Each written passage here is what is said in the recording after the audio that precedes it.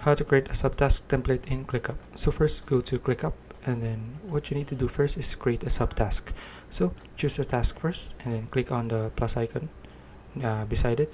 Then just name your subtask. So I'll just name this subtask 1. Okay, then click on save.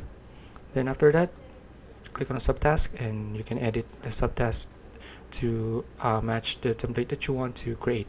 So after that, just click on X here, then just click on the 3 dots beside the subtask. Now click on templates, and then you just need to click on save as template. Now type in the template name, so I'll just type in subtask template 1. Okay, now you can also add its description, tags, and you can also share it with others. You can also enable public sharing if you want. You also have import options here. So after that, just click on save template, and now you have a subtask template. So that's it. If you found this video useful, please like and subscribe for more videos like this. See you in the next one.